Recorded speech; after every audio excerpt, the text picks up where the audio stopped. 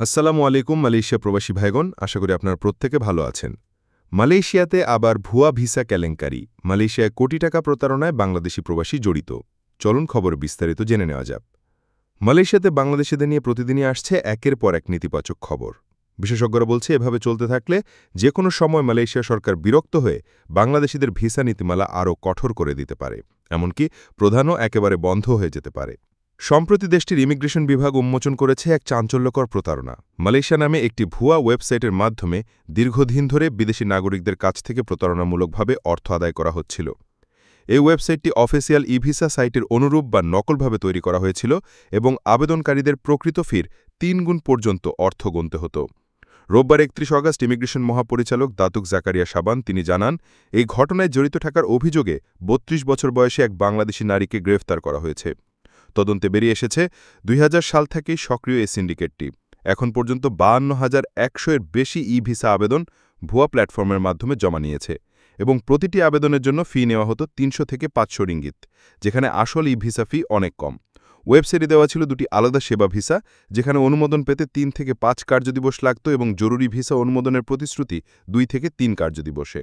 কিন্তু অর্থ দেওয়ার পর অধিকাংশ আবেদনকারী ভুয়া বার্তা পেতেন, যেখানে বলা হতো তাদের আবেদন বাতিল করা হয়েছে। এমনকি যারা ওয়েবসাইটে লাইভ চ্যাট সেবা যোগাযোগ করত, তাদেরকে পাসপোর্ট কালো তালিকাভুক্ত করার হুমকিও দেওয়া হতো।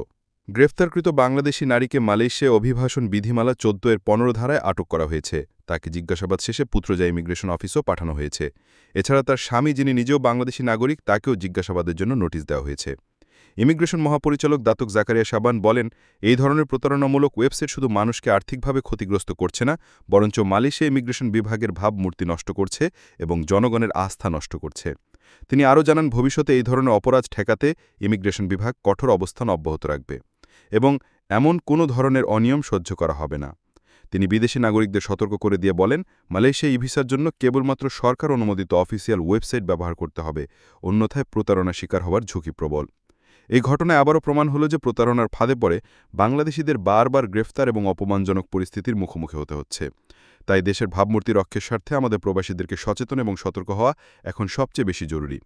আমাদের মালয়েশিয়া প্রবাসী সকল ভাইদের সাথে এখনই শেয়ার করে সবাইকে গুরুত্বপূর্ণ খবরটি জানার সুযোগ করে দিন। আর আপনি যদি আমাদের এই চ্যানেল দেখেন, অবশ্যই আমাদের চ্যানেলটিকে সাবস্ক্রাইব করুন, মালয়েশিয়া সকল গুরুত্বপূর্ণ খবরাখবর সবার আগে পাওয়ার জন্য।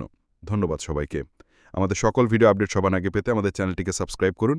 সাবস্ক্রাইব করতে সাবস্ক্রাইব বাটনে ক্লিক করুন এবং বেল আইকনে চাপুন, যাতে আমাদের কোনো নতুন ভিডিও আপনি মিস না করেন।